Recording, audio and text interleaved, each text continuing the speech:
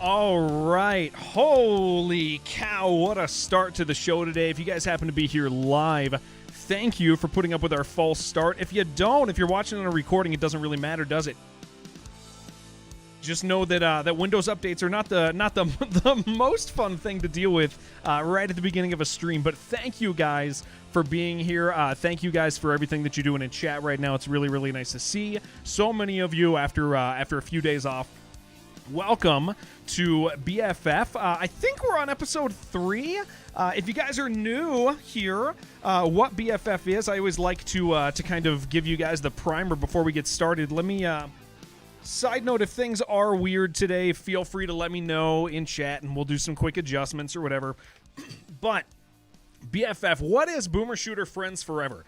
Boomer Shooter Friends Forever originally was going to be titled Project Warlock Heroes, and I always like to let you guys kind of know and get a refresher on this because a lot of people maybe haven't heard it yet. But as we began to develop the show, working with our friends at Retrovibe, we realized that the show had a greater potential than just kind of being an advertisement for Project Warlock 2 and associated titles. We realize that there's this group, there's this unity within the retro FPS community that is it's bigger than one game, it's bigger than one community, and so what the show started to become was more of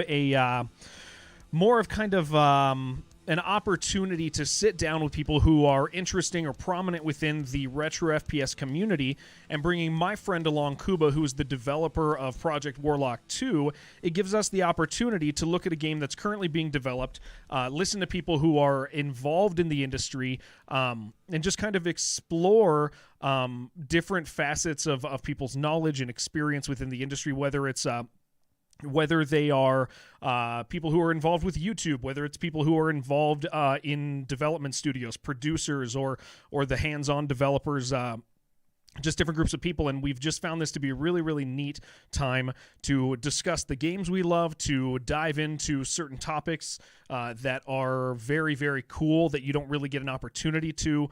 And so far, these shows have proven to be really, really insightful and fun for both the friends in the community that are developers and the friends in the community who are fans of those developers and the things they're working on. So that is what we do here at BFF, and I'm very, very thankful that you guys in chat and you guys watching the videos, excuse me, allow us an opportunity to sit down and just kind of love the things that we love, and that being retro FPS and retro-inspired FPS. With that in mind, I am going to, in just a second, unmute our guests for the day. I'm excited to introduce them to you. We'll see if I have all my buttons cued right today. We're a little rocky start, but again, I'm very, very thankful that you guys are here. Let me adjust the volumes and see if we can get them here. Kuba, are you with me? Yeah, hey. Man, I'm here. Sweet, dude. It is so wonderful to have you with me again. I'm always really excited to facilitate these conversations between people who really know what they're doing in the industry. Let me switch over, see if I got it. I got the camera right. Wonderful. Kuba, hi, we're looking at you. Hi, everyone. It's awesome that you guys are watching us. We're here with Jared and our special guest. We will introduce him in a second.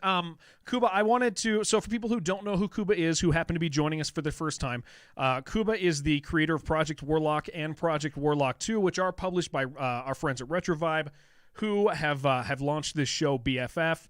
It is always an absolute pleasure to have my friend Kuba with me. It's been a really insightful thing to I don't know, just to hear you talk and communicate with the guys that we've had on. I mean, previously we had Romero, we had G-Man, we had Oshri, and it's been a delight to kind of see the interaction that you've had with them. And I'll tell you, as somebody who is primarily a fan of everything that you guys do, it's been a joy and a pleasure. So thank you. There is a thing that we're going to talk about later on, but I do want to mention it now. But I just realized if I queue up the picture of it, it'll show who our guest is before I actually introduce him, and then that's a really weird order to do it in. So I'll mention it now. Retrovibe is launching on is it the 6th Impaler? And Yep. there's crossover content at launch that has to do with Project Warlock 2. Why don't you go ahead and mention what's making it into Impaler on day one?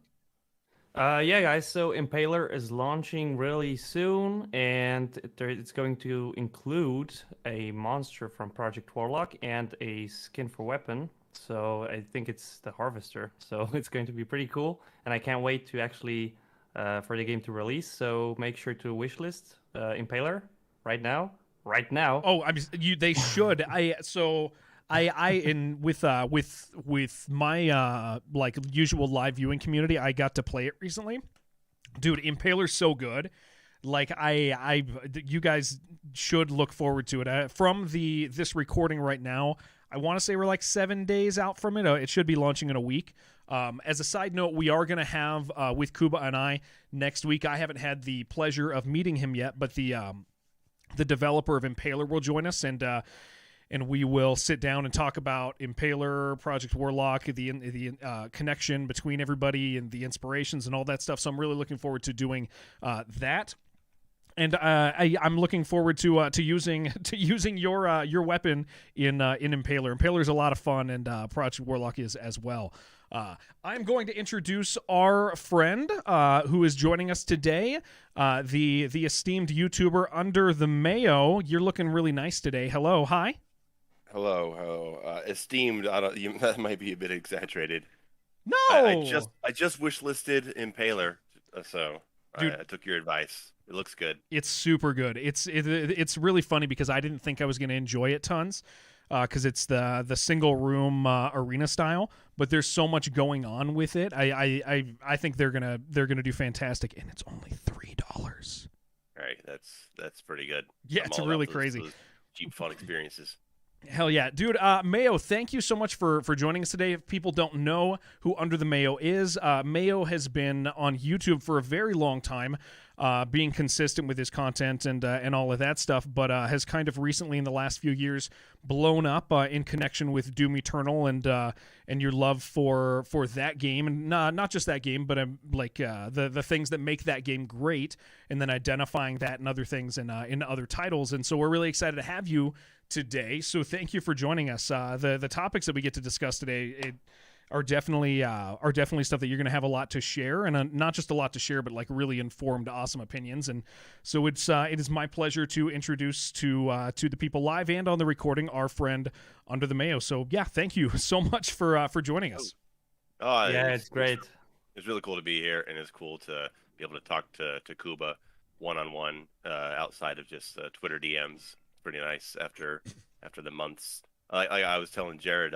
Jared told me Kuba's going to be on here, and I forgot that you go by Kuba, right? Yeah, I'm Kuba. Yeah, but the thing is, the Kuba I know is Captain Kuba, the God of War channel, and my God of War review comes out tomorrow, and I'm like, wait a minute, you're bringing Kuba on a FPS podcast to talk about God of War? What the hell? He's like, no, Kuba's the dev. I was like, oh, right. Yeah, it's really nice to meet you finally. Yeah, it's pretty cool. Mutual it's been really cool talking with you and working with you through. I mean, I guess people don't even know that, right? I mean, is that okay to say that we've been talking through the project? Yeah, sure. Cycle. Yeah, I don't know how much you want to talk about that, or what kind of questions there are from Jared, or I don't know. What are we talking about? So today we're going to talk about a lot of stuff, but I'm actually going to make you expound on that because I don't know what the hell you're talking about, and it's one of like okay. So again, I always tell people like our point in this show is to open up the kind of this retro FPS community, right? Like, sure, we all kind of have our hands in other projects. You got your Ragnarok thing coming out tomorrow, but a major part of your life and your passion is connected to retro FPS, and the whole point of this show is to put it on display so that people who want to be connected and want to enjoy this community that we are part of realize that it's an accessible community.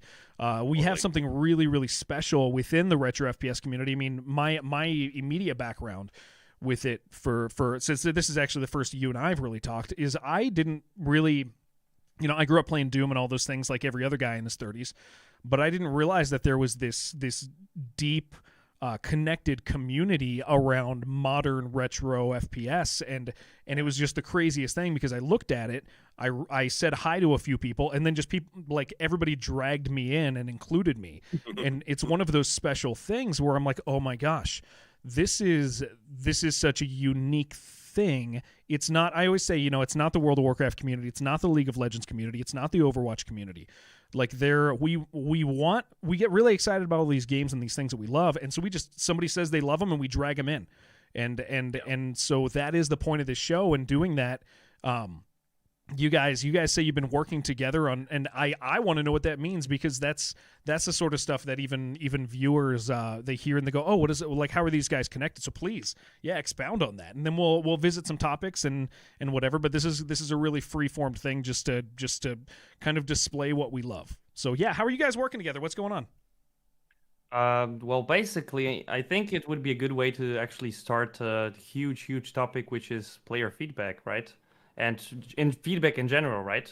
So this is a really cool thing which I like doing, is taking into consideration voices which really make sense and have arguments and everything. So that's what we did through a couple of messages. We actually talked about abilities in the first episode.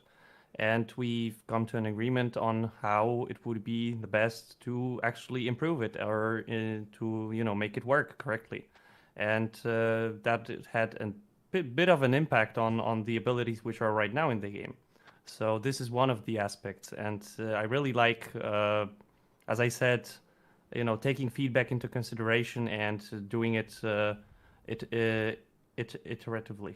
Okay, so you know what I'm going to do? I'm going to introduce this to our viewers and talk about because this is connected. I think we're going to talk a lot about the concept of systems today between you guys, and that's something that I know Mayo's passionate about, and you are clearly passionate about. I'm passionate about like seeing people be passionate about it, and I love it myself. So I want to kind of define this stuff, and then I'm going to have you guys talk about because what you're talking about, the feedback and stuff, is directly connected to Mayo and what he loves about systems, and then we'll bring it back and we'll connect it so that people see what you're talking about. But for anybody who is in chat right now and doesn't know what the heck we're talking about, abilities, systems, and games, there's been kind of an advancement in first-person shooters over the past several years, right? If you go back to the 90s, games, I mean, they had some very simplistic systems that involved kind of your gameplay cycle and stuff. But over the past couple of years, FPSs have gotten considerably more complicated, and it's worked out really, really well and made some incredible experiences. And so Project Warlock is one of the good examples of that. Doom Eternal is one of the good examples of it. We have a lot of examples of games that they have an intention for the player to play a specific way, and then the game goes into trying to train the player to use abilities, to use what we would refer to as systems. And really, that's just shorthand for the game rewards you for playing a certain way, and then the game teaches you and moves you to actually do that if it's developed in kind of an intelligent way. And so I think that's going to be like a huge topic of ours today, which is honestly one of the most interesting topics in first-person shooters, because I think one of the main complaints or one of the main critiques from people outside is they look at our games, they look at the pixels, they look at the polygons, and they go, oh, they're all the same, and it's like, no. And somebody who has actually been a huge proponent for advanced systems in games is our friend Mayo. And so Mayo, in order, like, so that we can talk about kind of the conversation and interaction that you and Kuba have had over Project Warlock, I kind of want to ask you about your position on the importance of what you would refer to as systems within first-person shooters. So just kind of rant about systems and what they mean from a player perspective. I know that's kind of big, but I just want to hear words from you on it. System rant incoming. Yeah, sure. Hell yeah, do it, please. You got to put a little history to it. Really, like, most people think that this is all because of Doom Eternal, because Doom Eternal is a really good way of teaching the player, getting the player to play in a fun way while still allowing for a lot of creativity inside of its systems. And but for me, it goes back a year before with my first God of War video, where for me, I'm not claiming this is true for everybody, but for me, I felt like there was a lack of a push into interesting, fun play styles. And with Doom Eternal really just kind of helped me clarify what I had always felt since I was a kid, right? Like Mario, right? Like Mario, you have to jump. Like like if you just run in a straight line and do whatever you want, you're gonna die. You're punished for playing bad, right? Resident Evil, right? If you just run around emptying all your bullets because you want to, you get punished for that, right? There's a way to play the game, and that's the cool way to play, and it pushes you that way. And Doom Eternal felt like it was the game where the first time we had a developer coming out and talking directly about this. Something that has always existed in many games, and that they were pushing hard, and they wanted the shooter genre to have as well. And so it became something that I realized that I had always felt strongly about, but now I was finally kind of able to see it and to look back on all the old games and be like, wow, I see it in all these other games too, and now I can actually identify it. And I've spent the past couple years just trying to understand it myself. I mean, just coming out of the gate, I mean, I didn't really know how to talk about it, but it's kind of come down to three things, where it's player accountability, it's incentive for creative, fun play styles, and it's clear communication of a game systems. Those are the three pillars that I'm looking for in a game to some degree, right? I believe that it is a game's job to give you that push into what is cool about this game. They don't have to make you do absolutely everything. I'm not looking for that, right? But I'm not looking for an absolute free for all from room one. I don't want to open your game and be able to get away with the most boring stuff right from the start. I should be punished for that, at least for a little while, because I want a game to show you what is fun about it. Because once you see what's fun about it, if you get to the point later where it starts to get broken or unbalanced, you might not choose to follow the broken, unbalanced route because you're already having so much fun with how the game wants you to be playing. You'll continue to play that way. And that's what I've started really looking for in games, basically. That push into what is cool about this game. Make me see what's cool about this game before you just let me go bonkers and do whatever. Yeah, it's really interesting because I like one of the reasons I'm excited that I'm happy that you've joined us today is I think that and I think that people, given YouTube is strange and they'll make you say things that you don't actually say. I think that like over the past year you've really kind of been one of the main people who seems to have kind of gotten a grasp of the language to appropriately express this in the context that players understand, right? Like developers can talk about that stuff all they want, but players. I mean, one of the interesting things, and we see it in Project Warlock too, and we've seen it in like kind of the latest generation of retro inspired FPS, is systems are developers are starting to understand that players want to understand systems. Players want to interact with them more, and so it has to be there's like kind of this awakening within the player base of like, oh, this stuff is cool. I want to be involved with these things. I want them in my game. I don't want every game to play like Wolfenstein. I don't want to just go from room to room shooting guys. I want interesting reasons, or interesting play styles, but I want reasons to do it.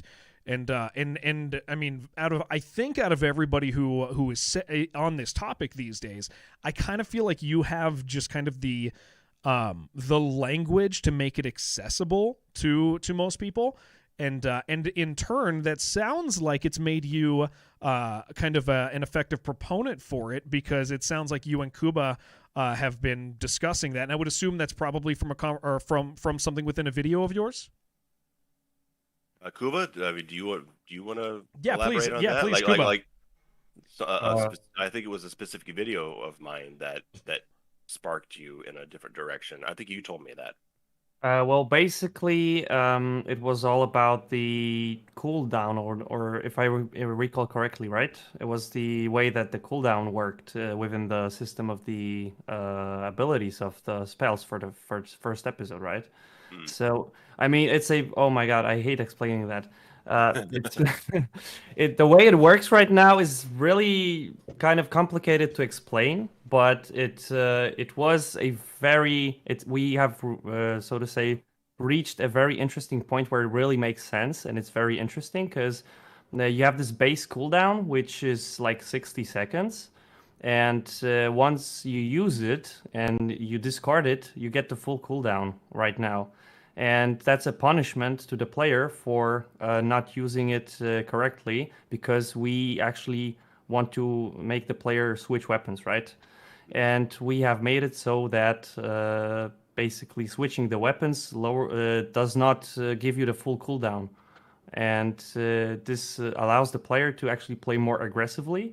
And if you combine the spells, the akimbo spell with switching weapons, it really makes a good blast. So this is the thing that we were talking about, or am I right? Because it was some time ago.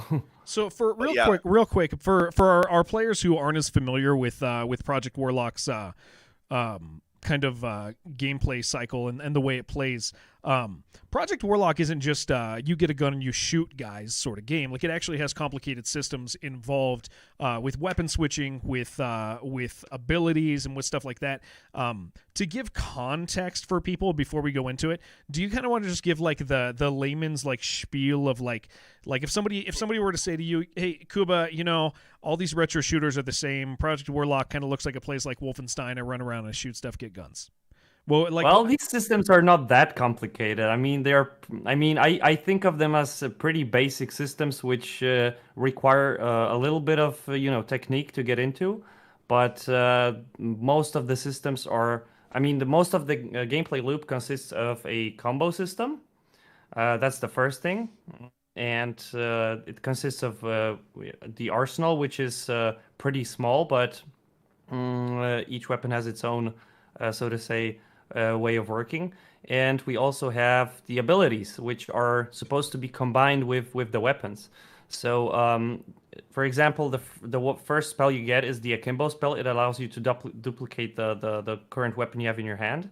And most of the weapons have various cooldowns after shooting. So the rifle, for example, has this reload animation, or the cannon has this longer wait time before you can shoot another cannonball.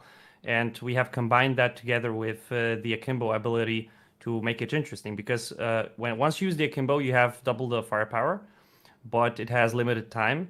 And also, we want to make the incentive for switching weapons. So we haven't added the background reload to the weapons. So some weapons reload in the background. So if you're out of ammo in the rifle and you switch the weapon, it's going to reload in the background when you're not using it. And this is an incentive to actually, use the other guns as well. And once you go back to the rifle after some short period of time, it's going to have a full magazine. So once you combine all of these small things together, you get a very cool experience where you could just, run and gun and use the spells, and you get those cooldown tokens from using the combos. And I think of it as a very simple mechanic, but once you put them all together, it's pretty interesting, and I really like it. So it really ramps up the gameplay from the first game, in my opinion, because in the first game you didn't have such things, and I really wanted to make the combat loop a bit more interesting. Mm-hmm. Don't forget the ammo though. The yeah. ammo amounts is crucial, because you can't just run around doing like akimbo shotgun rockets. No, That's because true. like you've got limited ammo amounts. You want to be You also incentivize melee, because the sword causes I random ammo completely drop. forgot about that. That is a massive part of this. See, and this is what I mean, is like the interesting thing of why the concept of systems in a first-person shooter is so interesting, is because you look at each individual puzzle piece and you're like, it's really simple, right?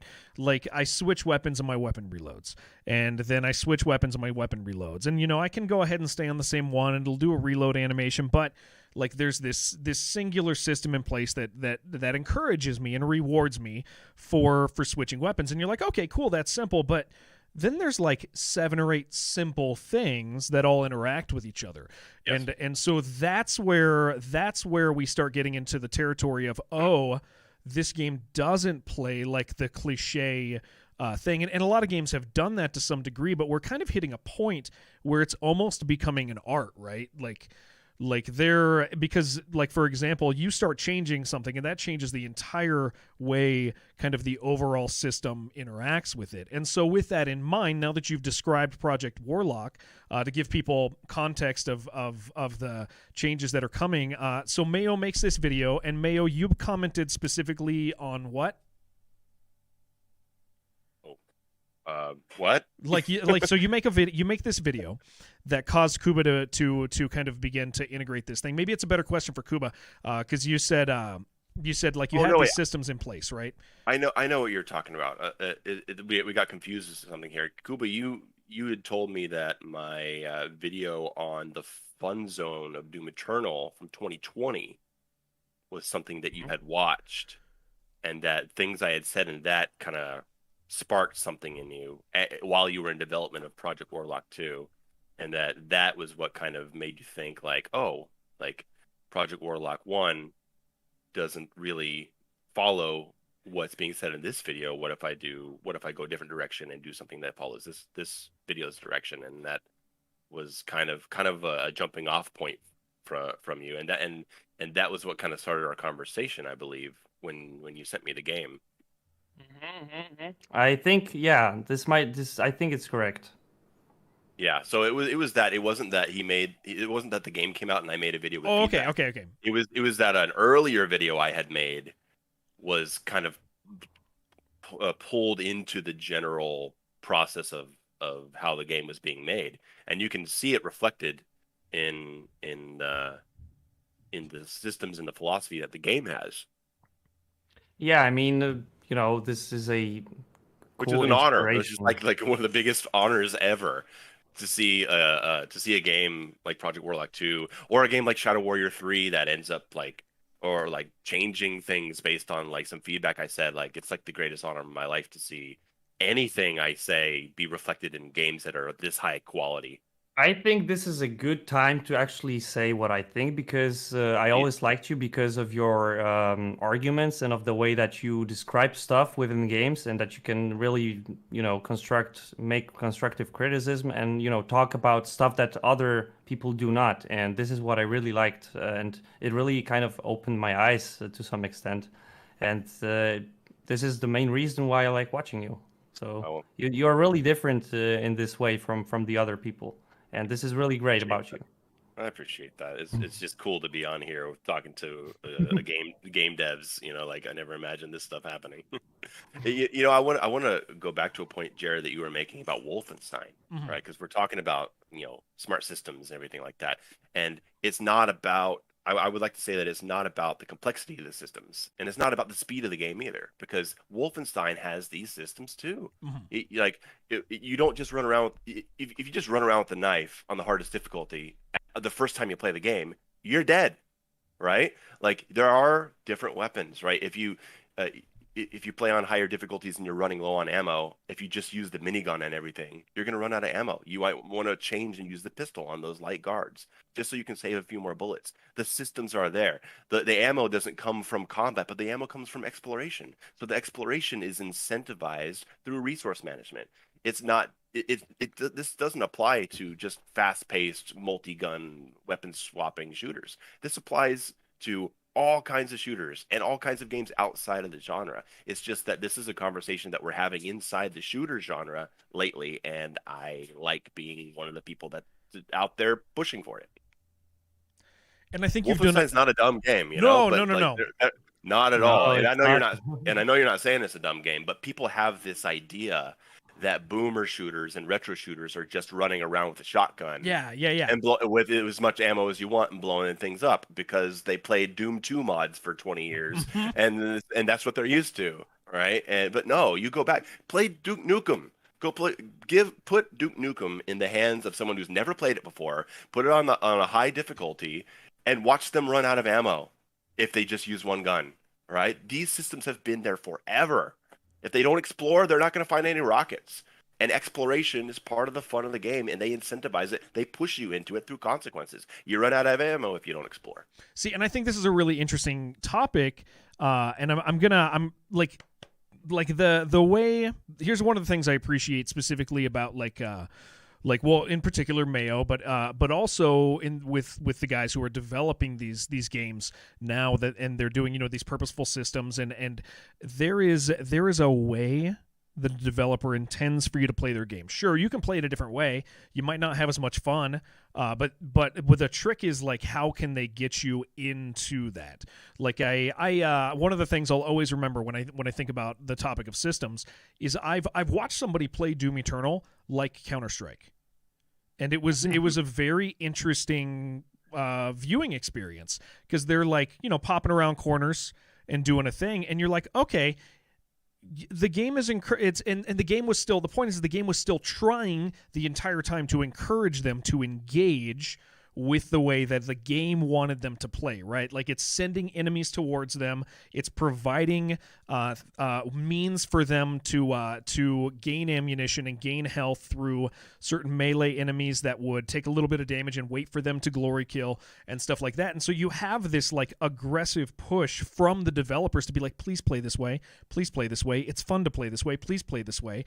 And so one of the things that I find to be insanely fascinating is to see from a developer's point of view the way you try to get us as players to interact with that. I mean, I can stomp my feet and decide to play every game like I play Viscera Fest, but that might not work for me, right? Some games might not intend for me to go right into the room aggressively. So from a development standpoint, when you're making something, like what does that feel like? Who do you think about? How do you go, okay, how am I going to get people to engage with that stuff? Do you do it through tutorials? Do you do it through subtle things? Like what's your typical process when you make kind of an overall system and try to get me to engage with it? Obviously, the best idea is to actually avoid tutorials, I think. I mean, systems should be designed in a way which don't require a tutorial, in my opinion. Because tutorials actually take away from the pace of the game. And I think they should be kind of optional for the player to understand the game in a way that if you really don't understand, you can read a tutorial. But usually, most people should be able to understand the system from a get-go. And I think this is the hardest part in doing that, because you have to design a system in a way that it's easily understandable from the gameplay and from the actions that the player has to do. For example, I mean, this is very, very simple, and we also had some bad feedback on that back in the beginning with the demo. If the first level, you start in the bed and you immediately get attacked with monsters, and there's the gun which you gotta run for, right? In Project Warlock 2.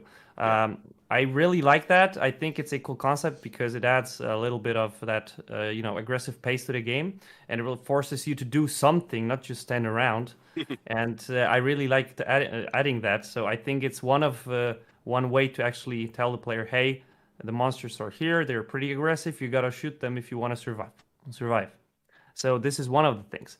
I think punishing the player is pretty good, but it has to be balanced. It cannot happen too often, and it cannot be too harsh. I think the better way to actually incentivize the player to play using the systems is to actually give certain, how do you say that? Rewards. Certain rewards, yes, exactly, for doing certain things, like the combo system, which we added, gives you. You don't have to do combos, right? I mean, if you want, you don't have to do them, but if you do them, you can retain your health and armor while taking loads of damage when you're playing aggressively. So once the whole idea with these items popping out of the monsters came from an idea that once the player sees visually that monsters are dropping loot, they will run into it and pick it up. And it's like that instant feedback that you gotta run into the monsters to pick it up. And I know in the beginning we had this issue with the visual clutter because there were too many items, and that kind of sucked. But I think we managed to balance it a little bit better. And I think this is a good way to actually show the player how to play, because once you got a visual feedback on the stuff that you interact with, and you get that directly, and you can actually do some things instead of reading about them. It works way better, and I feel like the combo system is pretty clear in the game. And once you kill a couple of monsters and you get that combo bar and the first health potion drops, I think it's really simple to understand what you got to do. And yeah, this is exactly what I think about creating those systems, and this is the hardest thing to do. It's just it's not easy to create a system which is easily understandable without a tutorial. It's you got to really think it through. It really is. And what you're saying about rewards are a great way to get people into learning what your systems are. But then as a developer, you also have to consider that rewards only make sense in the context of punishment, right? If there is no punishment for playing in a boring way, what point is there in rewarding the player with more cool options when if they just press the one button, everything dies, right? So Yeah, you're exactly. finding that balance of like punishing the player and rewarding them with things that help them deal with the punishment, right? Like, Yeah. because you're playing on a high difficulty and you make it to level 7 and you are not engaging in the combo system by that point, you're gonna find yourself with some pretty low health. And so you get to the point where you're expecting the player to be playing well by this point, and if they're not, things might get kind of rough. Yeah, that's true. And using the melee for ammo, I think it's also a good way to actually to incentivize the player even more for integrating with the systems and for playing the way that we have intended it. But I think it is still possible to play the game without those systems on lower difficulties. However, with the upcoming difficulty patch, it's going to be, I think, a bit harder to actually not use those systems. So yeah, we want to ramp up the difficulty a little bit and give more options. So yeah, it's coming pretty soon, I think. I wanted to say something about the tutorials, about whether tutorials are a good way to present things to new players or not. And I think it really comes down to the game you're making and the audience you're trying to reach, right? Like when I think that in a quote unquote boomer shooter that's coming out for an audience that is generally already kind of familiar, is a bit different than making a AAA game that's expecting to sell millions of copies. Oh And yeah, I it's agree. I was yeah, talking in the context yeah, of my game. I'm sorry, I yeah, didn't yeah, mention that. yeah, But yeah. I agree. Definitely your game. Yeah, your game. You have the little prompts that you can read. You can read it, and then you move on. You're not forced to do it, right? But then, Yeah. I mean, we've talked about Doom Eternal here, right? And then that was a game that had a big discussion around tutorials or not. And I came down on the side pro tutorials because, like, maybe I don't need to be warped into a virtual room and told to flame belch 3 groups of enemies before I can move on with the campaign. Maybe I don't need to do that, but this is a foreign concept to so many people picking up this game for the first time. And if you don't make them do it, if you don't literally show them what the hell this thing is doing, it just becomes a button they forget about. And still some people forgot about it, even after that, right? It's like weak points, like enemy weak points. How many people are coming into this game after only playing, certain kinds of shooters, and like they will never even think that they can break an enemy weak point. When breaking an enemy weak point is just like, it's just such a great part of the I flow. think it's kind of crucial. I mean, Yeah. Arachnotrons really are nasty with those Yeah, yeah. And it's not like cannons. you don't have to shoot it, right? And you can also break it with a blood punch, explosives break it off. Like there's other ways to do it, right? But they need to show you that you can do this, and maybe it'll help you. You don't have to do it. You can kill it other ways. You can kill it even faster with other ways. But getting started, you need to show people that this is a mechanic, and it's a mechanic that maybe they've never seen before. So you got to make them do it. If I have to be honest, I gotta say that when I played Doom Eternal, I think that the small issue with this game is that you have really a lot of small, tiny systems, Mhm. and I noticed that while playing, I kept forgetting about some of them. Oh And yeah, I think that's because of the amount of keybinds you gotta have for those. And yeah, yeah. that's one single issue which I think is within those FPS chess, as you would say. And I'm sure they know that. I think they know that they have so many systems and that they had to introduce them so quickly right? Like, I mean, the first 4 levels, you're just learning, Yeah. learning things. And I anticipate that their next title will probably find a better balance of how to introduce things, and maybe there won't be as many things. Well, But you yeah, also have the idea that the general landscape of kind of the everybody audience has actually changed because of that title as well, right? oh yeah, Like that title in particular changed the way that kind of the, for lack of a better term, kind of the normie player understands games. And that's a really interesting thing because it also increases the ability of our developers and our little corner of development here to kind of be a little more creative, because it's kind of become the standard, right? Like, the people expect to have slightly more complicated things, and so people like Kuba can get creative. But yeah, I mean, I think that we've reached a point where, and in no small amount because of that title in particular, like, it kind of changed the landscaping, or the landscape of games and the way people interact with them. there's a bit of a paradigm shift, and it's something I just did a video on the quote unquote Doom Eternal clones, right? I use that term very loosely.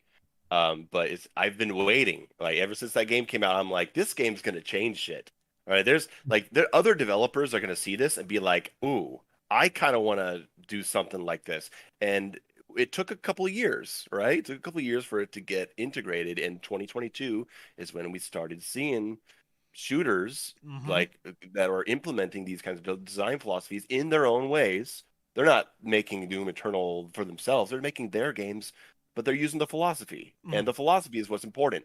And my hope is that it permeates the scenes outside of the shooters. That's what I want to see. I want to see other titles take influence from that philosophy and go hard on it. And I don't want to change the subject. We don't have to talk about it, but Ragnarok does it. Like, if you play God of War Ragnarok Mm-hmm. and you're thinking about the stuff we've been talking about, it is so obvious that they took influence, because the way they present their combat, the new options, the way they introduce things, certain tutorials, certain enemy weaknesses. I'm like, Jesus Christ. Like, talk about a studio that played Doom Eternal and said, okay, we can do this too. Like, I see it. Mm-hmm. I could be completely wrong, and maybe it's just coincidence. But No, I mean, at this point, I'm if hoping somebody's it's not. making games and hasn't played that title in particular, like, that would be shocking to me. Yeah. Like without a doubt.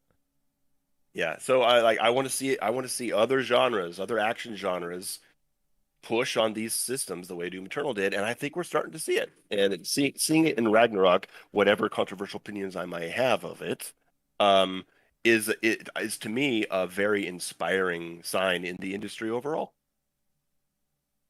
Yeah, man, I I think that's remember well the said. controversy behind the Doom Eternal once it was released on the forums. Some people hated it, some people loved it instantly. And I think that if it was not Doom Eternal and some other game would kind of make a first game with such systems, it would not be as popular as it is right now, because they executed it pretty good.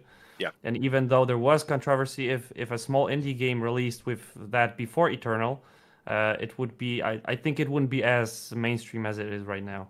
I think it sure. would be a bit harder for that to go mainstream. Well, sometimes it takes a titan to come out and be like, "Hey, here's where we're going. Follow us." And Yeah, it's cool to see that to some extent it's happening. With that in mind, I'm curious because, like, obviously, like, with the shift in the industry and kind of players being more welcoming to these to what we're calling systems. I do know, and you can talk about it or not, Kuba, but I do know, and you're allowed to talk about it from what I understand, but again, how much you Uh-oh. want to. I know that there's like a perk system incoming for Project Warlock 2, and so it's funny because you talk about, hey, there's all these things that in Doom Eternal, like, as I played Doom Eternal, I forgot about all these extra things. Well, as you're now adding more systems into a game that is, I wouldn't say it's system heavy. I would say it's pretty well balanced currently. You can like where do you go? Like, share your thoughts as you're adding this perk system, and you can say anything you want or not say anything you want about it. okay. Well, first of all, when Project Warlock 2 released in early access first, it did not have as much of systems as the first game. And it was actually, we had a lot of reasons for that. First of all, Project Warlock 2 is a much bigger game. and we also wanted to test different concepts. And right now, we are at this point where I feel like we can actually start coming a little bit closer to what the first game was, and making, the second one a bit closer to the first one, but bigger, better, and with the same amount of cool stuff. And the perk system is something that I wanted to add for a long time, but right now we're working on a very simple additional shop where you can buy additional perks, which are then available throughout the whole campaign once you buy it. And they are these upgrades which you can buy once, and they stay on your character for the campaign you're playing. And I feel like it's going to create a huge and interesting diversity in the way that people play the game. And this is what I really want to add. I really want to make the game more replayable. And I feel like adding such systems is going to add the replayability to each episode that's coming. And I want to see people test different builds, and build different combinations of perks and upgrades and everything. And I really want to add a lot of cool stuff that's currently not in the game over the course of the early access. So perks is something that is coming in the near future, but as of now, it's still under construction. So as we talk about like that in particular, like as a player, I'll tell you like that, I go, oh, okay, I'm interested in that. And I feel like it's almost becoming an expectation for me as a player to have that type of stuff. And that might, and in no small part, it's because of people, pushing for that. But maybe, do you feel kind of the same about that as somebody comes out with a title? Is that like a thing that draws you to it, the idea of advanced systems? Oh, who did you? Who did you ask? Well, Mayo first, and then Kuba. I'm interested in you because you sure. Also are connected, as like you understand playing, and you play as well. So I'm curious if that's kind of become a thing, because where that used to be interesting to me as a player, I'd be like, oh, that's unique and that's cool. Now I'm like, oh, I kind of crave that. I kind of want that. It's almost becoming a requirement for me. It again, it depends on the title, right? Using the words advanced systems, it tends to make you think complexity as well. And yeah, it depends on the game. I mean, like you can, if you can have a game with three guns, right? And it can still be very simple. You can be fighting the same AI type, but as long as you have, lots of interesting level design, you can make that work. Look at Super Hot, right? Like you can make it work. So it's not that I'm looking for advanced systems. I'm just looking for smart systems, and I'm looking for a little player accountability. I'm looking to understand those systems, and we're talking about adding systems, right? And that, like, when you play Doom, or when you play Project Warlock 2, and you're adding more systems, you worry about, are the players going to have too much to learn? Are they going to make it through the game without learning certain systems? And the answer is yes. That's always going to happen. But Kuba, as you're talking about, replayability is such an important factor in so many kinds of games. And so it's okay to have players make it through the game and not learn certain systems.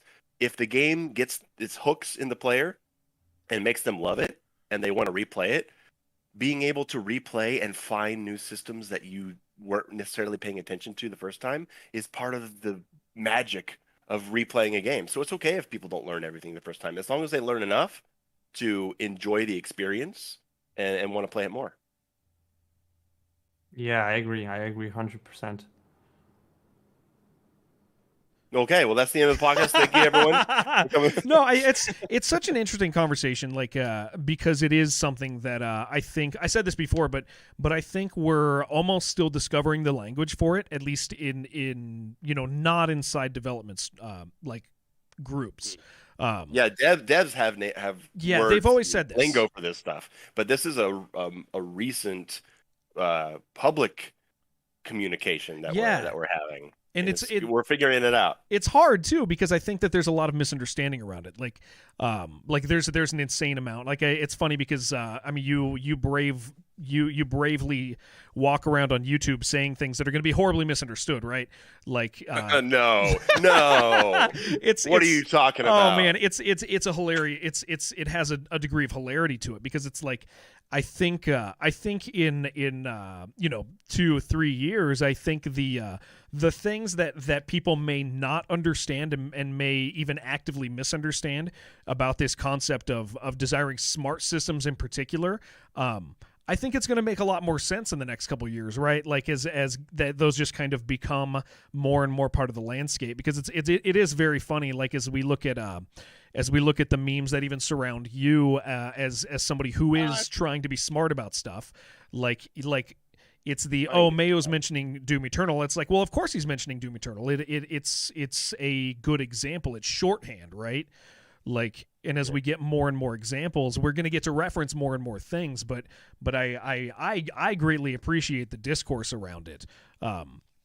Any aspect of it, I think it's a great thing for the community at large. Yeah, I feel like Mayo is really creating a new path in the gamers' heads, so to say. It's at first it's pretty hard to understand if you're a gamer and you hear Mayo, you might think about some things that he didn't say. But in the end, once you think about the stuff that he records, or as you record, and post on YouTube, I think it makes a lot of sense, and people just need some time to actually understand it, because not everyone. I mean, I think you're the only YouTuber that I know takes these systems really, really seriously, and you analyze them. And this is something I would say really, really new on YouTube, and people really got to get used to that, because this is very important. I just think that this is something that people got to get used to over the course of the next years, and it will be more popular in the future, definitely. But right now, you're like creating a path for every gamer, I'd say, in this regard. If anyone wants to understand these things, they gotta watch your videos, and they gotta understand them correctly and not misinterpret them. Well, those are very, very nice words, and I obviously don't get everything right. I'm a human. I make my own errors. I'm reactionary sometimes, but like, it kind of came down to like, I got frustrated when I would watch reviews of certain games, and I would be like, this game looks cool, and I would play it, and I would be like, how did they not talk about this? How did they not talk about that? I'm going to do a review of Streets of Rage 4, and I'm going to spend 5 minutes talking about how the point system works. Because why? I'm going to review Shadow Warrior 3, and I'm going to spend 8 minutes talking about how the reloading mechanic works. How are reviewers not talking about this? This is what makes the game fun. And so I'm trying to focus on that stuff. And if it gets other people interested in that kind of discussion, then that's incredibly wonderful to hear. I remember that when we saw the Shadow Warrior 3 release, we thought to ourselves, oh man, they got the same reload system as we did, but we haven't released yet. And it was like, we felt that we're heading in the right direction thanks to that, because some other company also did that with their game. And this is something we actually thought about even before Shadow Warrior 3 was released. So yeah. It's a pretty interesting concept. I mean, Shadow Warrior is, I mean, I like it pretty much, but I haven't played it too much, even though it has the system. The new hardcore mode is fucking great. I gotta check it out then. They updated that game. I mean, I don't want to say 100% based on my video feedback, but I was the guy. I mean, what other channel was making multiple Shadow Warrior 3 videos saying, hey, like you could do this, you could do this. But I mean, they have a community, they have other player feedback, of course, right? But I mean, they updated that game to change the resource value of pickups across all difficulties after launch, right? Okay. And so like you play on harder difficulties, you're getting less health and less ammo from your pickups. Like that means that you got to use your sword more. That means you got to be smarter with your weapons, and it's like they changed the range of certain guns so that you couldn't use one gun for multiple functionality. It's like it just got so much more interesting, and Shadow Warrior 3 is in a very good place right now. Okay, then I will have to check it out. It's worth a replay, and it is brutal. It's really, really neat to to see like because I always talk about this, like my primary position in the community is like I'm kind of a fan of everything, right? Like I got my hands in different projects and I work with different publishers, but when it comes down to it, like I'm just watching and I'm just seeing you know, the interactions between people, and one it's really interesting to hear, like, you know, hey, I like, here are my opinions, and then my opinions seem to have changed X and Y, and it's something that I always I almost brag about it with our community. There seems to be kind of this there, for better or for worse, there's some degree of hive mind. That as somebody begins saying, "Hey, what about this?" Like, it doesn't just affect that game; it affects players, and then it bleeds into other games, and we all kind of move together. And it's been a really, really neat thing to witness, because again, like, our developers are much more vocal and connected than, you know, a lot of AAA developers, because that's just the nature of indie dev. Is indie devs are on Twitter and indie devs are in Discord and all that stuff, and they're not locked down socially quite as much under various, you know, large scale NDAs and stuff like that. But it is really, really cool, because yeah, like Shadow Warrior is a good example. I know you put out a lot of stuff on that, Mayo, and it's like, when I played Shadow Warrior, I remember thinking, hey, this game is super fun. It's a little easy. Thing like you shoot through it on the hardest difficulty, and you're like, I wish I would have been forced to interact with these things more. And it's really funny, because when I played that, I don't think I had the language for it, but after listening to you, I go, oh, you know what, the thing I was having fun with was the times that I was using the systems, and I needed more. Well, I need the punishment side, right? Like, I need something to goad me as a player into playing the game the way it's intended. And I think that's been an interesting thing within the retro FPS, is I see a heavy movement into, hey, we want you to play a game this specific way, and you're not. And so we're going to just twist the screws in just a little bit more, and we're going to make it so you interact with it more and more. Like, I'll always talk about it, but our friends who work on Viscera Fest, like that, I mean, given that game it's extremely high skill, right? Like, that game is brutal, but it all of a sudden, when you play it the way it's supposed to be played, you know what? It's not so brutal anymore. It's probably the best. I think that game is probably the best example of play our way or have a lot less fun. And again, like, I just don't think we had the language for that necessarily 2 years ago. I don't think we had the language for it. I think I think in particular your video has assisted a lot of people. The oh my gosh, what is it? Something about difficulty. Challenge matters. Yeah, that video is like pivotal in this conversation.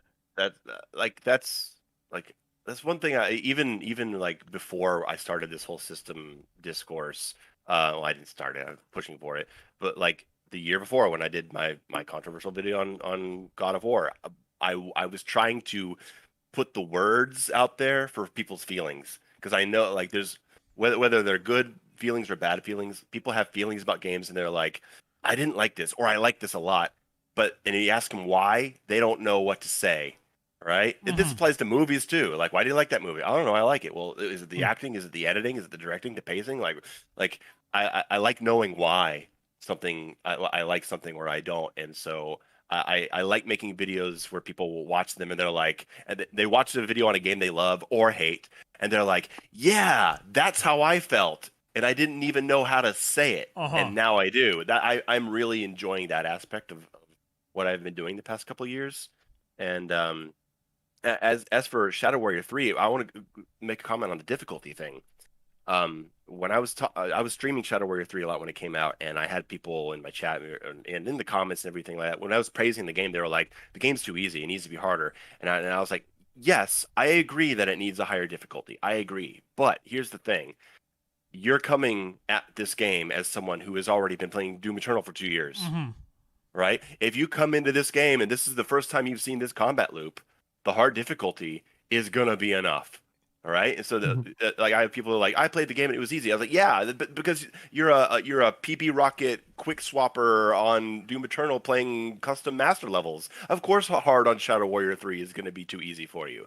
And it needed that extra level for that audience, and it didn't have it. And that was an error on their part, but for anyone else who was not experienced in this gameplay loop, the hard difficulty was hard. So I think that was just an oversight. Mm-hmm. It's one of the things because we're talking about like in particular, it's I think it's okay to say your influence in this topic. I know you want to shy away from that, but like you've had a great deal of influence and I get accused of having an ego enough. Yeah. I don't need to well, I'll say it is say I it. think you as one of the prime movers on this topic. I'm curious if like how Kuba, because Kuba's making an early access title right now, right? Like early access is its own beast because you have people saying stuff that they don't even know what they're saying, and your job is to kind of discern this feedback and to be like, is this valid feedback? Is it not? Because not all feedback is equal, right?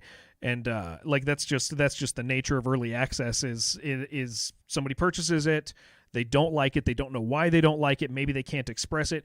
As this conversation has been, getting clearer over the past couple years, do you find that the general community has been equipped with this language, and how's that experience been on your side as a developer, as if they've become more equipped, or has it been abused and misunderstood? This is pretty interesting question, I gotta say, but I feel like people are definitely a bit more educated in that regard. I think a lot of people try to, use this developer language when they try to describe some things that they don't like, but I feel like they still are not quite sure what it means, even though they write this stuff. And I really hope that thanks to your analytics that you do, Mayo, people will really be better able to express their feelings, because I feel like it's really important for us devs to actually get this real feedback instead of hearing, "No, this game is shit." It's always better to have someone say, "I don't like that because of this and this." And even as Jared, you said, some people feel like they don't like something, but they are not really sure why. Well, thanks to people like Mayo, maybe we will see even better, feedback in the future. And I really hope that this happens.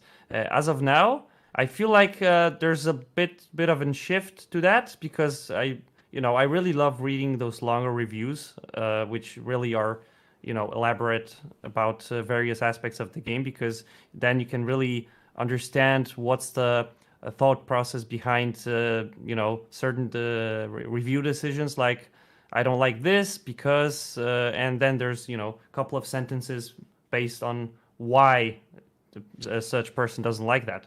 And this is a very important aspect for me. And I feel like, yeah, it's happening, but at a very slow pace. At least right now. I mean, it's hard to judge. That's why I said it's an interesting question, because you still get a lot of people who don't really express their feelings in a way that are beneficial to us developers, if you know what I mean. Sure. Yeah. So yeah, but it's you can see it in some places, in some examples. Can I make an addition to that? One thing that you have to be really careful of is people who critique your game from the position of the veteran, because people who become masters of your game start to have different views about balance and how these systems work, and they tend to want the game to start to morph into what will benefit them as someone who has 500 hours in the game, right? And that's not always a bad thing. They can have great ideas too, right? I mean, hell, I have 1,000 hours in Doom Eternal. I don't want to be ignored just because of that, right? We've got 800 hours in Streets of Rage 4. I don't want to be ignored because of that. But when you're making feedback, and I this is something that I try to talk to on my channel too. I'm talking to general players, but I'm also trying to talk to these masters out there who, when you advocate for changes in your game, balance or whatever, you have to consider the new players. You have to consider them. You have to consider the first time player experience, because it is hands down the most experience, the most important experience a player can have is the first time they play your game, right? And so if you start making changes that benefit people who already have 100 hours in the game, but it does something to negatively affect the first-time player experience, that's not a good change. You have to make something that benefits the first-time players while also benefiting long-term players. And if it hurts the first-time player experience, then you're limiting the number of new players who are going to be coming in to become veterans. I think this is one of the hardest things to actually do when making a game. Creating this great balance between a challenge for people who play a lot of such a game, and for people who just probably started or it's their first game in this genre, etc., etc. And I think it's one of the hardest things to do. However, you have partially for that you have difficulty modes, but I know, I mean, at least I suppose that a lot of people, even those who haven't played the game before, when they see difficulty modes, they pick the second or the third one, because I think that psychologically they don't want to pick the lowest difficulty, and then they get the bad experience. This might happen sometimes, I feel like, but it's very hard to actually give that balance to that, and this is something that we keep working on, and we hope that the upcoming difficulty patch is going to increase the challenge for those people who have played Project Warlock 2 already, and it's going to also improve the experience for players who are having troubles with like, for example, the 3 Turbo Knights on the second level. It's going to get balanced better. And it's like our idea for that. The idea that I had for improving this experience is to have 1 Turbo Knight on easy and standard, and 2 Turbo Knights on hard, and 3 on hardcore. So I think this is a nice way of balancing that, because right now I think you get 3 of them on hard or standard. I'm not sure right now, but we are definitely looking into various aspects of that to create this additional challenge, but also not creating a bad experience for new players, which is kind of hard, because you kind of expect, I mean, at least I try to expect that people who play Project Warlock are kind of into those systems, aggressive gameplay and stuff, because we do want to incentivize the player to do that. But not everyone is like that, and we have to take that into account too. Yeah, you have to figure out, like, because you're not going to get all of them, right? Yeah. But can you get some of them? And what can you do to get someone who comes into this game with the wrong mentality or the wrong expectation? What can you do to change their mentality through a system of punishments and rewards and incentives and the general pacing and flow? What can you do to get someone who's not coming in prepped for this experience into the experience to the point where they're having a good time the way you want them to? I think that's a sounds challenge, like the hardest thing to do. Oh yeah, of course it is, because you also don't want to do something that negatively affects your hardcore audience. You don't want to make some kind of change that totally screws over the way that people are already loving to play the game. Yeah. Right. And so I mean, I've done that myself. I've suggested changes for games that hardcore players would be like, no, if you do this, it's going to ruin this. It's like, and I understand that. So my fallback is, well, maybe you can make it a game option. Maybe you can make it like you can activate this option in the game so you can play it this way. Because I think this would be cool. But like, you don't want to do something that fundamentally changes the experience for your hardcore players just to try to please new players, because then you're going to end up with a really pissed off community. Yeah, sounds about correct, I think. I think this is I can't imagine. This is the crazy thing about development, right?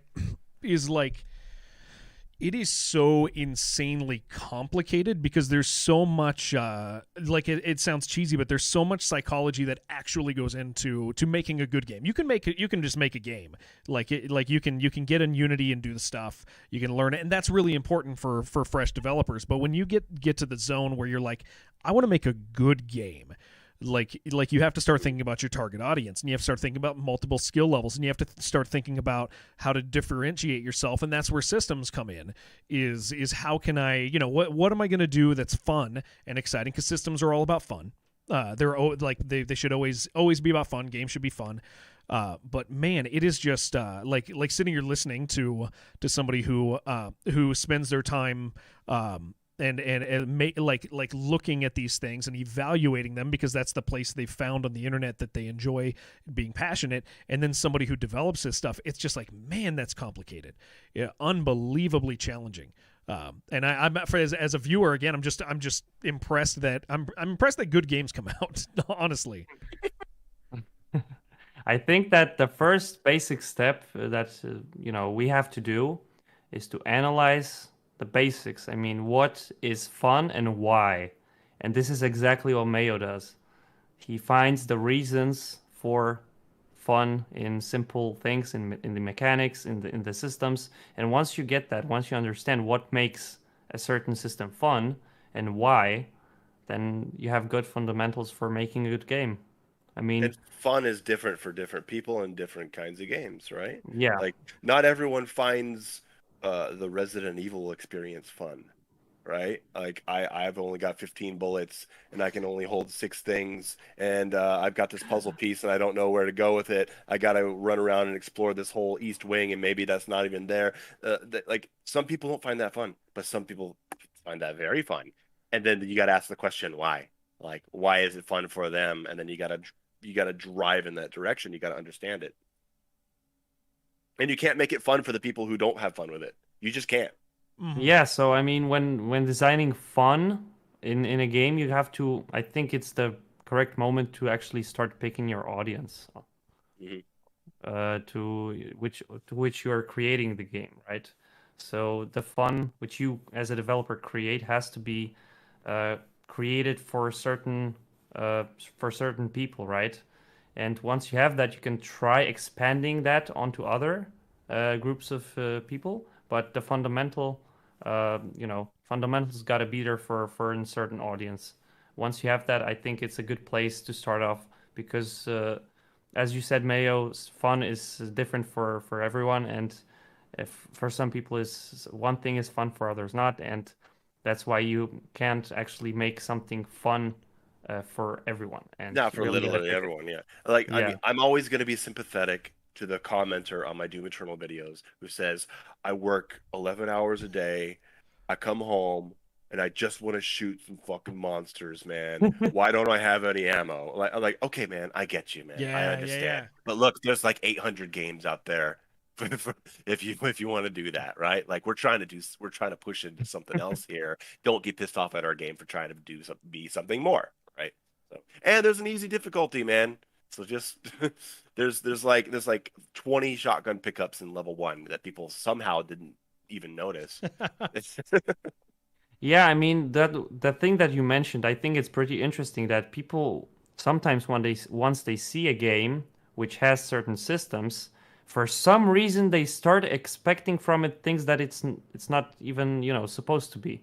And I'm really interested why this happens, and this is actually something that I thought about, and I can't understand that why some people actually once they see a game, they create some expectations in their head, and at the same time they are watching reviews and reading about the game, and it's obvious that the game is not the thing that they're thinking about, but they are still creating those weird expectations in their head, and then they're like, this is actually something bad, instead of saying it's not for me. Let's explore that, because I think that's actually a really that kind of skirts a few really interesting issues about gamers in general, like the stereotype. Before we do that, usually about this time, I want people in chat to start kind of, if you have any interesting questions, kind of formulate them. And when I feel like we've hit a good spot in this topic, I will look into chat and I will pull probably the best question from that, and then I will send you guys a Project Warlock big box for providing an interesting question. So if there's anybody in chat and you have any questions about just kind of things along the lines of game systems and the integration of that or the development of those, just if you have an interesting slant or an interesting topic that we could discuss or question, go ahead and prepare that in chat, type it in there, copy and paste it, and then in a few minutes I'll ask. And that would be very cool. We will get to those questions if anybody happens to have them. And then I will send you the Project Warlock big box, so the most interesting one. Let me see if I can find the other thing I want to show here. I said I was going to talk about it earlier, and I am going to. Impaler comes out on the 6th, also published by Retrovibe. Impaler is crazy good. I would encourage you guys to wishlist it. It comes out on the 6th, I believe, and it's $3, and it's amazing. Like, Gianni Matrigrano hit me up the other day in a message and was like, "Hey, dude, have you played this yet?" And I was like, no, I haven't. I think I have it in my Steam. And he's like, "No, you need to play it." And he pressed me on it for like 10 minutes. He was like, "No, seriously, play it. Play it on stream.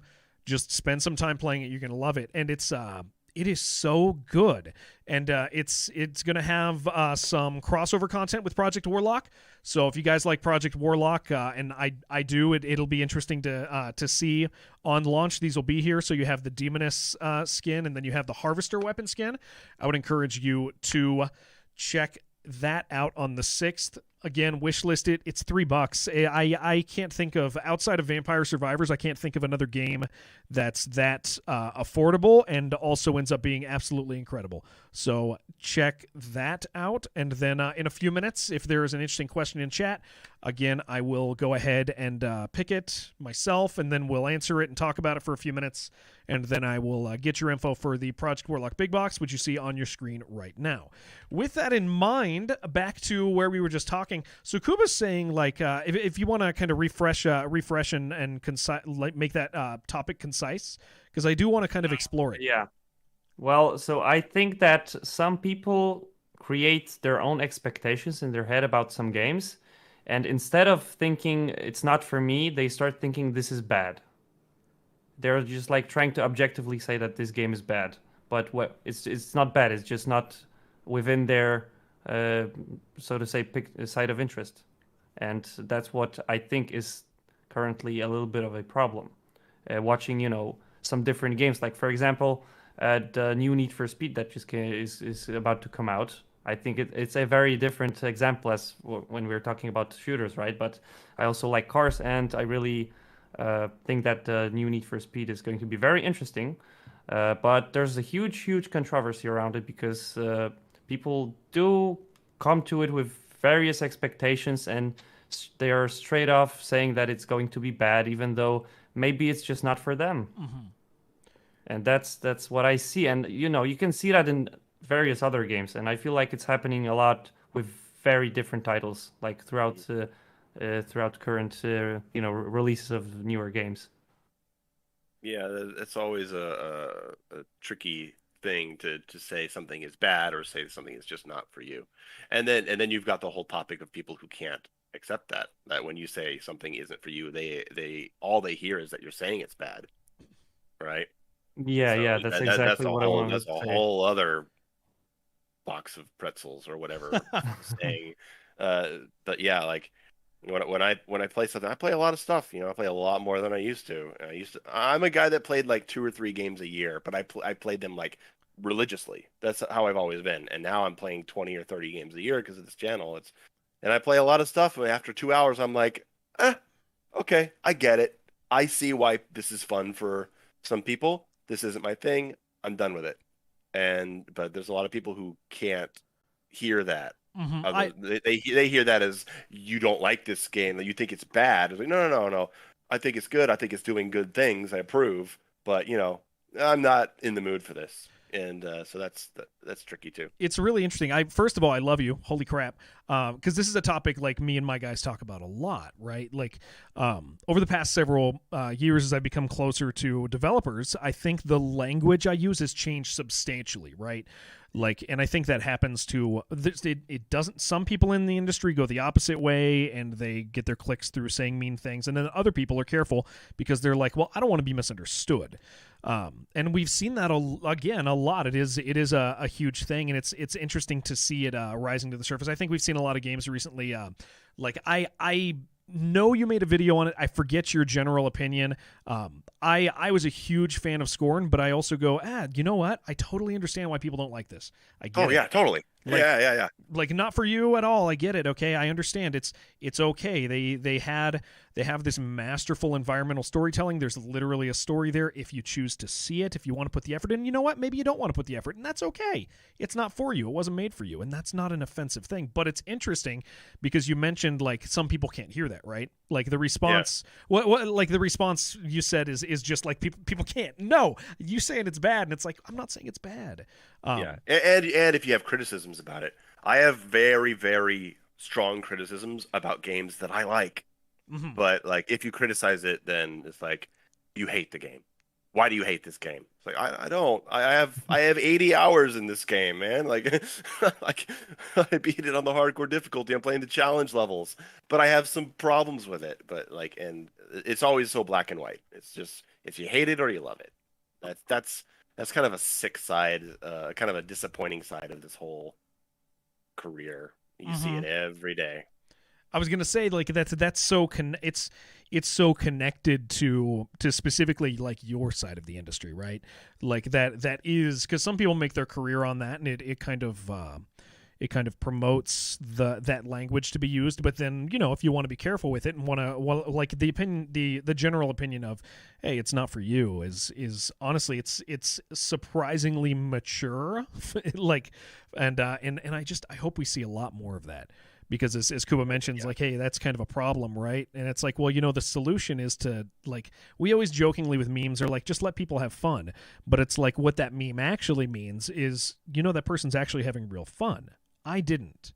So it's probably, it's just not mine. It's not for me, and it's fine. It's like, it's just such an interesting topic that people are like super passionate about, and it's very, very odd. Do you guys have anything else you want to say in that subject before I hit up a question from chat?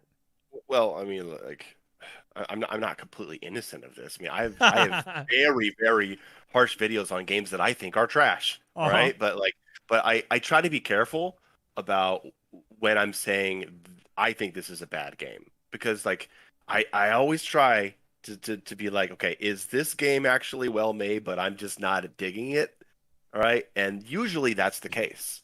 That's why I started the Everyone Told Me to Play series, where like I play something and I play through it, and it's not really a review. It's just me saying, hey guys, you wanted me to play this? And a lot of times it's like, hey, I see what's happening here, but no, thank you. But people can't hear that. That's just too much for them. That means you're saying it's bad, and I'm not. I'm pretty clear when I say something is bad. It will make the worst of the year list every January if I said it was bad, and that's usually only like 3 or 4 games of the 30 that I play. So, like I could be pretty harsh. I could definitely be on this game is trash. Fuck this game. But I don't get upset at anybody for actually liking it. Yeah. I may not listen to you, but I don't have any personal issue with you. But yeah, question, sure. Hey, I just gotta say, awesome shirt, man. I love Gunship. Oh, dude, one of our friends from our community sent it to me.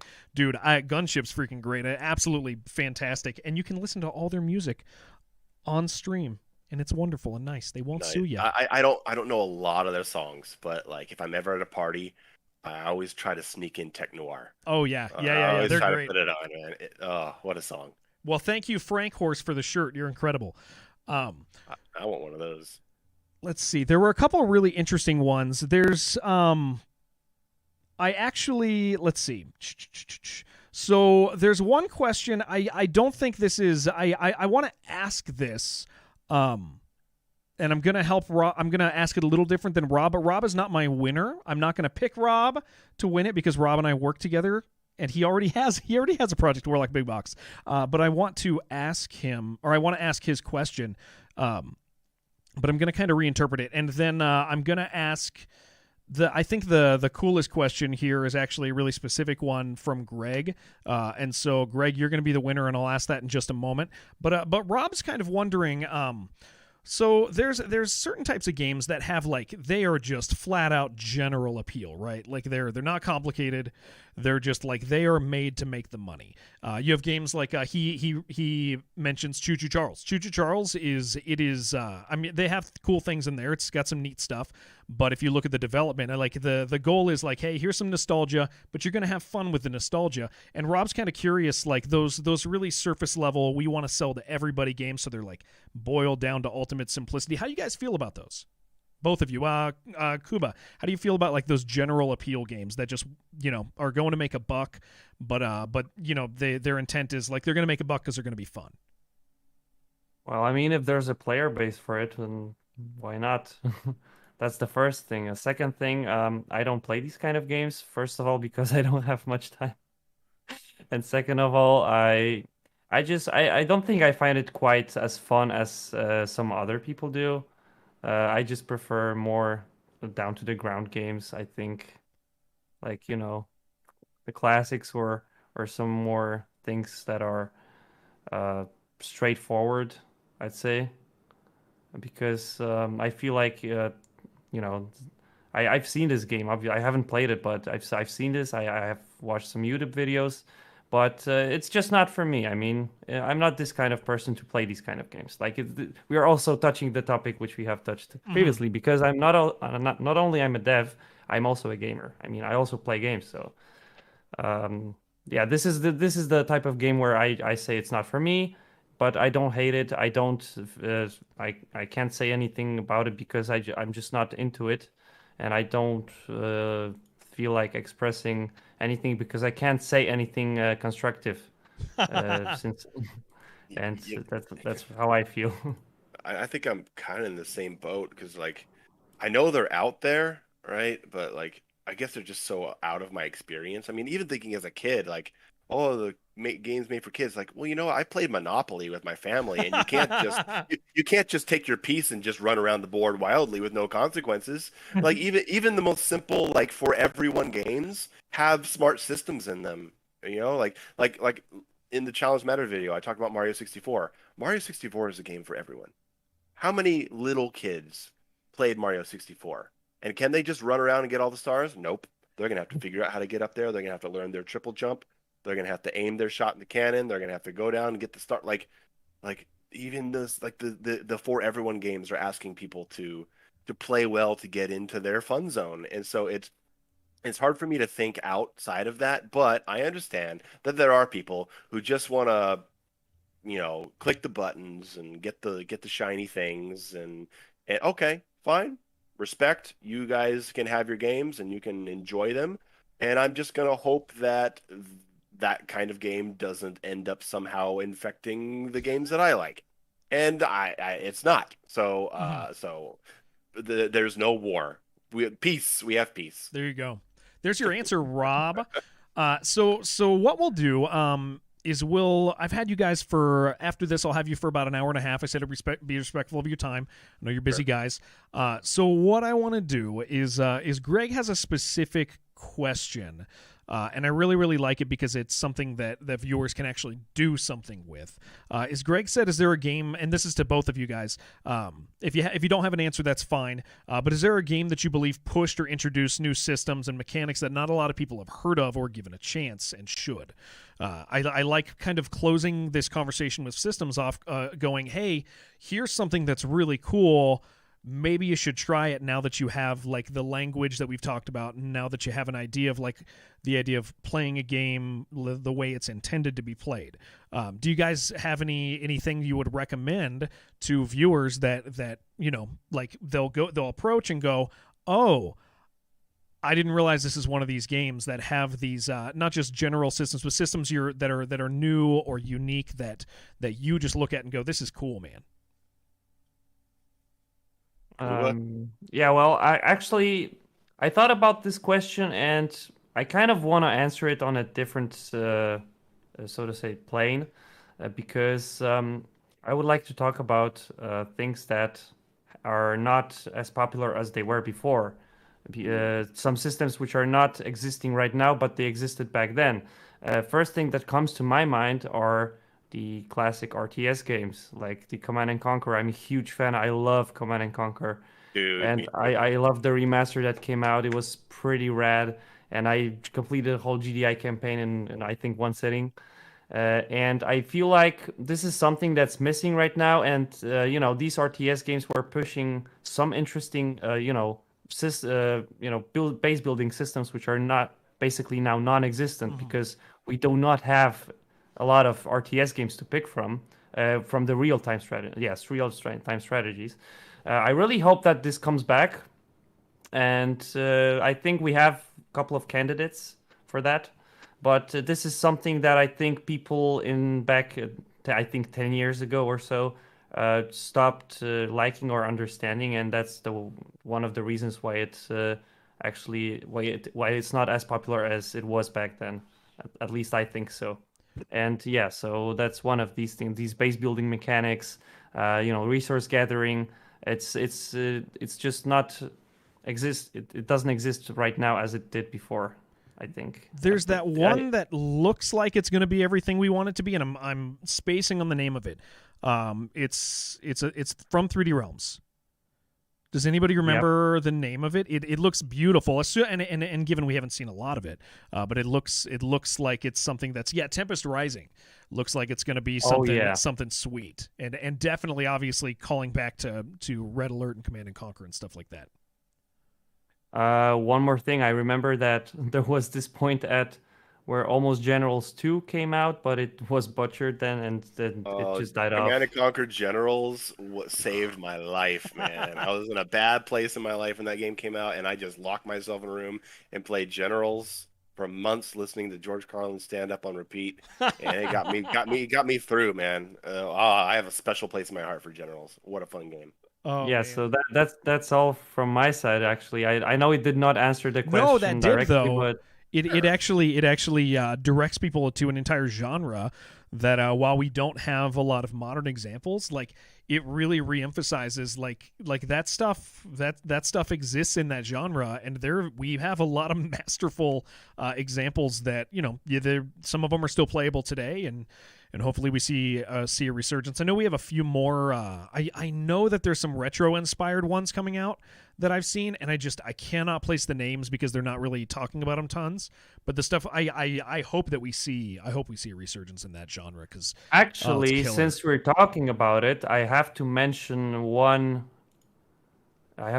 something. The devs from the Westwood studio, which was then taken down, actually came up with a new studio, and I think they created this game called Goose. There was this real-time strategy which existed for some time, but then it was, I think, shut down. Black Goo or something like that. But they also made a couple of smaller RTS games, which I think are not that known on Steam. So I would like to mention 8-Bit Armies. It's basically in the vein of Command and Conquer, but in a voxel-styled graphics. 8-Bit Army. I'm gonna look that up right now. Yeah, I think I'm pretty sure that it's made by the same people who did create Command and Conquer, but they don't have the license anymore, and they've created a different new studio. So I think this game is in the same vein that the original Command and Conquer was, but it's basically just Command and Conquer, but without the graphics or the name or everything. So I think I think it's worth checking out if you guys. Yeah, Grey Goo. Yes, exactly, Xobar. It's Grey Goo. I remember playing it a little bit, and it did really feel pretty refreshing. So guys, if you haven't played RTS games like Command and Conquer, make sure to check out this whole genre because it's pretty dead right now, but it's amazing. I just love the Command and Conquer styled RTS games. You were saying, like, Jared, you're like, maybe we could see a resurgence, and that's the thing. Like, I think like these kind of beloved old school formulas that we don't see today, I don't know if we're gonna get a resurgence. Like, I don't think we're gonna see EA or Activision or I don't think that CD Projekt Red is gonna come out with a RTS top down game. Like, it's just not gonna happen. But the thing is, what the wonderful thing about today in the indie scene is with the technology and the talent and the infrastructure is that we can have a resurgence of certain game styles and an evolution of them, which obviously we have. Like your podcast right here, like we're like we have a whole retro shooter scene now. We don't need the AAA devs to take care of it because we have a guy like Kuba who can do it on his own, right? That's the beautiful thing about where we are now. And if I could answer the question of games with interesting systems that I wish people would look at, I would say the one that I want to come back is vehicular combat. I want Twisted Metal. I want indie dev Twisted Metals to come out and be like pristine, like super high quality. I want that. I want there to be a retro shooter scene equivalent of car combat. Well, and, like, New races, like Blood's Wipeout. New Blood's working on one, aren't they? I don't know. They've I don't shown know. 3 screenshots of characters. Okay. Okay. Well, awesome. I want that to come back. and the one that I feel is still with us, but still not as big as it should be. It's just classic survival horror, man. Like we see it in the Resident Evil 2 remake. I mean, people, a lot of people's first Resident Evil game was Resident Evil 2 remake, and they're like, oh my god, I only have 8 inventory spaces, and I have to explore this place, and I have to solve puzzles, and I'm having a good time because the controls feel modern and the combat feels good, right? But besides that, where are the survival horror titles? We just don't have them. I know we have a Silent Hill 2 remake coming out. We'll see how that goes. but I don't want to derail this podcast. But in the indie scene, like, we're seeing that there, and I want more people to check that out. If anyone's listening to this podcast and you don't know the survival horror genre, play Signalis. Signalis just came out. Excellent new indie survival horror title with throwback graphic style, classic 90s survival horror gameplay, creepy, interesting story to learn, and user-friendly for someone who has never played a survival horror title before. Go into that as your first one and dive into the genre. That's all I'm asking. Also, bring back building sims. Where's my SimCity 5 or 6 or whatever? I want to build a city. That's true. Oh my god. I want a new That's SimCity. correct. I want a new big budget SimCity. And I don't want to be going into the apartments and managing the people. Keep me out of that. I'm the governor. I build the city, and that's it. I want that. And if it has to be an indie title, then I'm happy. Which SimCity was your favorite, Mayo? Actually, I wanted okay. to ask. I only had 3 experiences. One, I played a little bit of SimCity 1 on my friend's old computer back in the 90s. Nothing more than that, like a couple hours. But then I got SimCity 2000 on the PlayStation 1, which is awful, but it's all I had. And I spent a year building cities in that. But then I got SimCity 4, and I had a blast with SimCity 4. I think SimCity is great. I think the really cool thing that you mentioned, and to wrap it all back in, is the idea that, like, we all grew up playing all these cool games, right? Like, all these awesome genres, and given here, like, this is we're connected at the hip to the retro inspired FPS genre, but you point this out, right? Like, we don't need a mainstream resurgence in these titles. We have incredibly talented people who are able to make amazing things, and in front of us is one of them. It's funny, but I've mentioned it before, but Kuba, Project Warlock 1 was something that kind of pushed me back into realizing that there's all these titles that the stuff I still love from my childhood still exists. Like in our world, it's retro FPS, but then there's strategy stuff we talk about, and there's like the general sim stuff we'd like to see back, but all of that is like everybody can, like, we have people that can make all that stuff, and it's just the coolest thing to realize how incredible. I don't know, just how the state of indie development right now. I know we always talk about, like, there's, it's so, like you have a lot of stuff that's kind of subpar as people are learning, and Steam's made it very easy to release things. But what it really amounts to is, like, there are incredibly talented people working on incredible games. And we're thankful for the developers like me, guys like me who spend their time playing games and kind of professional fun havers. Appreciate professional fun ever. Yeah, that's that. It's honestly where I'm at, and I'm very, very, and it's not just fun haver, but somebody that helps other people experience fun, right? And says, no, if you're not having fun, here's a way you could have fun.